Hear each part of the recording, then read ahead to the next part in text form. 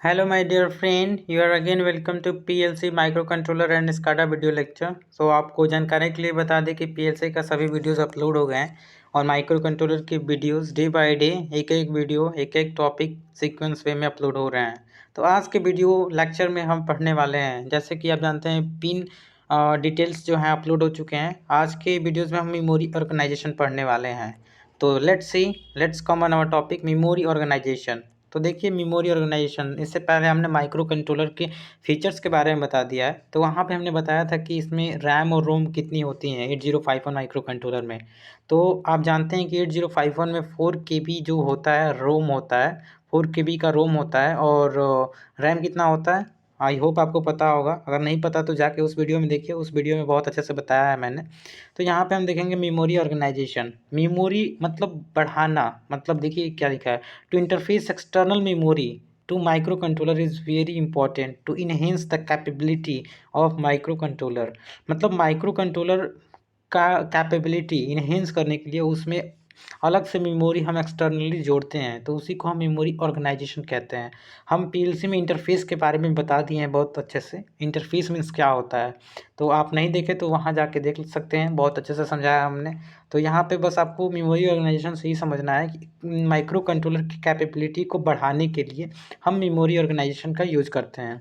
तो आप जानते हैं कि हमारे माइक्रो कंट्रोलर में दो प्रकार की मेमोरी होती है। एक मेमोरी जो रोम होती है उसको प्रोग्राम के नाम से जानते हैं, प्रोग्राम मेमोरी, जो कि प्रोग्राम जो हम प्रोग्रामिंग करते हैं उसको स्टोर करता है।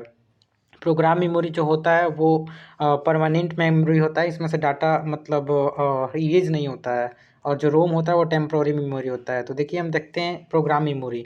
तो अब उसमें आपने देखा है बहुत अच्छे से कि जो 8051 है ओरिजिनल, उसमें वो उसने इंटेल वाला जो है, इंटेल ने बनाया था, उसमें 4 KB इंटरनल रोम होता है। रोम कितना होता है 4 KB।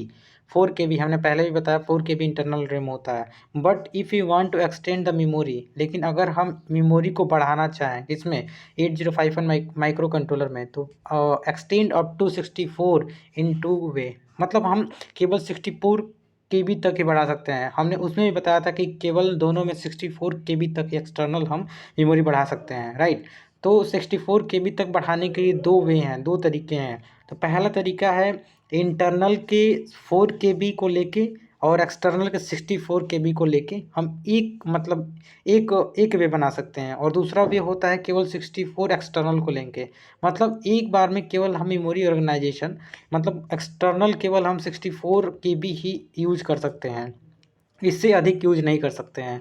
तो आप यहाँ पे देख सकते हैं दो स्टेप में हम इस मेमोरी ऑर्गेनाइजेशन करेंगे। पहला एक तो इंटरनल ले लेंगे 4 KB जो इंटरनल होता है, और एक्सटर्नल 60 KB लेंगे। तो यहाँ आपको डायग्राम से हम समझाने की कोशिश करते हैं।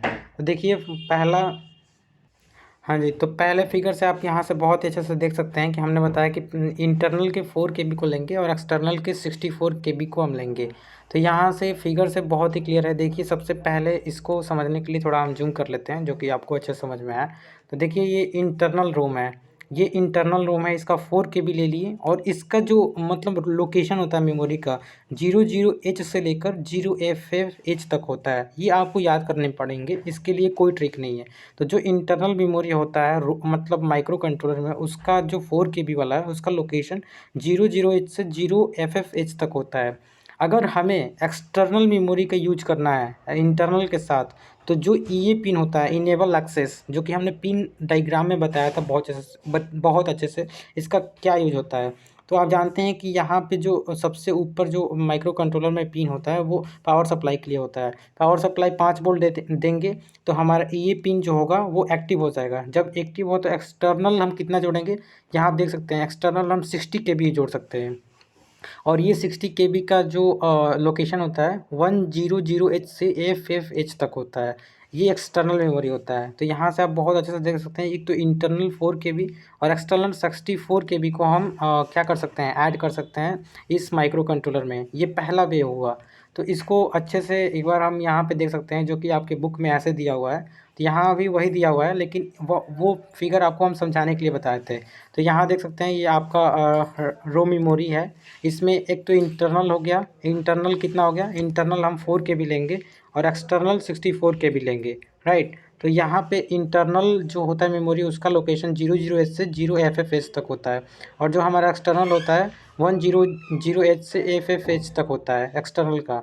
तो ये पहला मेथड हो गया। पहला मेथड में इंटरनल के 4 KB और एक्सटर्नल के 64 KB हम रोम को लेंगे। उसके बाद दूसरा तरीका है केवल 64 KB तक ही हम एक्सटर्नल एक्सटेंड कर सकते हैं। तो दूसरा तरीका होता है केवल 64 KB को लेंगे। तो यहाँ आप देखिए ये माइक्रो कंट्रोलर है। माइक्रो कंट्रोलर के ई पिन को अब हम एक्टिव नहीं करेंगे, इसको ग्राउंड कर देंगे। आप देख सकते हैं ई पिन को जब ग्राउंड करते हैं, उसमें मैंने बताया था, तो हम एक्सटर्नल मेमोरी केवल यूज करते हैं। अब यहाँ से डाटा जो भी होगा ट्रांसफ़र होगा, आप देख सकते हैं। तो केवल हम इसमें जो इंटरनल मेमोरी है इसका यूज नहीं कर रहे हैं, हम एक्सटर्नल का यूज कर रहे हैं। एक्सटर्नल कितना है 64 KB, और इसका जो लोकेशन होता है मेमोरी का 00H से लेकर FFH तक होता है। तो यहाँ जो आपके बुक में दिया हुआ है यहाँ समझ सकते हैं। जो ये पिन जो होता है उसको हमें पहले जीरो मतलब रीसेट करना होगा। रीसेट करेंगे इसको तो एक्सटर्नल मेमोरी का हम यूज़ करेंगे, और एक्सटर्नल मेमोरी कितने KB का होता है 64 KB का। तो आपको दोनों तरीका समझ में आ गया कि रोम इंटरफेसिंग, इसको रोम इंटरफेसिंग कहते हैं मेमोरी ऑर्गेनाइजेशन में। रोम इंटरफेसिंग करने के लिए दो तरीका है, एक तो इंटरनल का 4 KB लेंगे, एक्सटर्नल का 64 इंटरनल का 60 लेंगे और इंटरनल का 4 KB लेंगे। इसके लिए ये पिन 1 होना चाहिए। अगर हम केवल एक्सटर्नल यूज करना चाहते हैं तो ये पिन जो होगा हमारा 0 होगा। तो हम केवल एक्सटर्नल मेमोरी का यूज करेंगे। उसके बाद अब चलते हैं, आपने देखा रोम मेमोरी मतलब प्रोग्राम मेमोरी का इंटरफेस कैसे करते हैं। अब आते हैं हम RAM means data memory. Data memory का इंटरफेस कैसे होता है। तो आप जानते हैं कि जो ओरिजिनल माइक्रो कंट्रोलर होता है उसमें 128 बाइट जो होता है माइक्रो कंट्रोलर जो होता है रैम मेमोरी होता है। लेकिन यहाँ पे लिखा हुआ है कि जो हमारा मॉडर्न वैरायटी के जो आ रहे हैं आजकल 8051 माइक्रो कंट्रोलर, उसमें हम इंटरनल मेमोरी कहाँ तक ले रहे हैं 256 byte of RAM, 260 byte of RAM. और रैम जो होता है टेम्प्रोरी डाटा स्टोर करने के लिए होता है। तो यहाँ पे 256 जो बाइट है इसको दो पार्ट में हम डिवाइड करते हैं। एक जो होता है 256 जो KB का बाइट का जो हमारा रैम मेमोरी है इसको हम दो पार्ट में डिवाइड करते हैं। एक जो होता है 128 byte general purpose register, GPR मतलब जनरल पर्पज रजिस्टर के लिए, और 128 बाइट स्पेशल फंक्शन रजिस्टर में बांटते हैं। एक बार और हम आपको बताना चाहते हैं, जो रैम मेमोरी जो मॉडर्न वैरायटी के आ रहे हैं उसमें 256 बाइट आ रहा है, वो 260 बाइट को 128 बाइट में बांट दे रहे हैं दो बराबर भागों में। एक तो जनरल पर्पज रजिस्टर और एक स्पेशल पर्पज रजिस्टर। जो जनरल पर्पज रजिस्टर होता है, आप जब थर्ड सेमेस्टर में होंगे तो रजिस्टर के बारे में आप पढ़े होंगे कि रजिस्टर भी एक प्रकार का होता है। रजिस्टर एक प्रकार का ऐसा क्या कह सकते हैं, युक्ति नहीं कह सकते हैं, डिवाइस नहीं कह सकते हैं। रजिस्टर भी डाटा स्टोरेज होता है, डाटा स्टोर करता है। एक जनरल पर्पज होता है, जो जनरल पर्पज हमारी यूज़ के लिए होता है, मतलब हम इसमें सीट कर सकते हैं। लेकिन एस एफ आर इसको आगे आप पढ़ेंगे। तो बस हम इतना आपको मेमोरी ऑर्गेनाइजेशन बताना चाहते हैं कि जो रैम है उसको दो भागों में हमने बांटा, एक तो जनरल पर्पज रजिस्टर और एक स्पेशल पर्पज रजिस्टर। दोनों का जो बाइट है वो इक्वल है 128 बाइट 128 बाइट। इसमें हम ऑर्गेनाइजेशन कैसे करते हैं, देखिए रैम इंटरफेस मतलब इसका ऑर्गेनाइजेशन मेमोरी ऑर्गेनाइजेशन कैसे करते हैं। सबसे पहले इसको समझने के लिए यहाँ आते हैं। तो देखिए यहाँ पे सबसे पहले हम ये जो है ये जनरल पर्पज रजिस्टर है, यहाँ पे देख सकते हैं जनरल पर्पज रजिस्टर और एसएफआर है, दोनों का 128 बाइट है। और इसका जो मेमोरी लोकेशन है 00H से 7FH है, राइट। और इसको लोअर 128 बाइट बोलते हैं, लोअर। और मतलब जो जनरल पर्पज रजिस्टर है इसको लोअर 128 बाइट और 00H से 7FH तक होता है।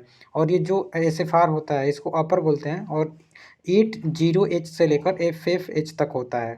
तो यहाँ पे हम समझते हैं, देखिए जो हमारे एसएफ जनरल पर्पज रजिस्टर होते हैं इसमें 4 बैंक होते हैं, 4 बैंक, ये आगे भी हम समझाएंगे लेकिन यहाँ पे आपको समझा रहे हैं। 4 बैंक होते हैं, बैंक 1, बैंक 2, बैंक 3, बैंक 4। और आप देखिए यहाँ पे 128 बाइट लिखा हुआ है। तो सबसे पहले एक बैंक जो होता है वो 8 बाइट मतलब कंटेन किया होता है। तो 4 ये बैंक हैं, तो 4 इंटू 8 करेंगे तो 32 आ जाएगा। तो ये चारों बैंक कितने बाइट को कंटेन किए हुए हैं, 32 बाइट को कंटेन किए हुए हैं। जो हमारा ये एड्रेसेबल रजिस्टर होता है, एड्रेसेबल रजिस्टर जो होता है 16 बाइट को कंटेन किया होता है, 16 बाइट, और ये 32 बाइट। 16 बाइट 32 बाइट को कंटेन किया होता है, और जो इस रेस्ट ऑफ मतलब जो 128 में बसता है वो हमारे जनरल पर्पज रजिस्टर जो होता है वो मतलब स्टोर किया होता है। तो जो हमारा बैंक का होता है स्टार्टिंग 00H से 20H तक हमारे बैंक का मेमोरी ऑर्गेनाइजेशन होता है, मेमोरी लोकेशन होता है, और जो हमारा एड्रेसेबल है उसका 30H तक होता है, और लास्टली हमारा जो जनरल पर्पज रजिस्टर होता है उसका 7FS तक होता है। तो इसको लोअर के नाम जानते हैं, लोअर के नाम जानते हैं, और इसमें हम डायरेक्ट एंड इनडायरेक्ट एड्रेसिंग के माध्यम से इसमें डाटा हम सेव कर सकते हैं। आगे आप पढ़ेंगे एड्रेसिंग मोड क्या होता है। तो बस इतना याद रखिए कि जनरल पर्पज रजिस्टर जो होता है इसमें डायरेक्ट और इनडायरेक्ट एड्रेसिंग के माध्यम से हम डाटा को सेव कर सकते हैं। जो आपका एसएफआर होता है, एसएफआर में केवल डायरेक्ट एड्रेसिंग के माध्यम से ही हम केवल डाटा सेव कर सकते हैं। तो एसएफआर जो होता है इसका 80H से लेकर 7FH तक हमारा इसका लोकेशन होता है। तो इसको लोअर और इसको हायर हम क्यों बोल रहे हैं, यहाँ पे आप समझ सकते हैं। देखिए हम फिर आपके बुक में जैसे डायग्राम दिया हुआ है ऐसे बताते हैं। तो जो हमारा जीपीआर मतलब जनरल पर्पज रजिस्टर होता है, अगर हार्वर्ड आर्किटेक्चर आपके बुक में होगा, हार्वर्ड आर्किटेक्चर मतलब दोनों जो मेमोरी होता है इसको हम अलग अलग यूज करते हैं, और एक वन न्यूमन होता है उसमें हम सेम ही मेमोरी पे यूज करते हैं। सेम मेमोरी पे हम दोनों रैम और रोम या जो ये जीपीआर और एसएफआर है यूज करते हैं, लेकिन इसका हम यूज अलग अलग करते हैं। तो इसलिए इसका लोकेशन कुछ और होगा और इसका ऊपर वाले का लोकेशन कुछ और होगा। तो ये नीचे होता है, मतलब सबसे पहले हम जीपीआर का यूज करते हैं, उसके बाद एसएफआर का यूज करते हैं।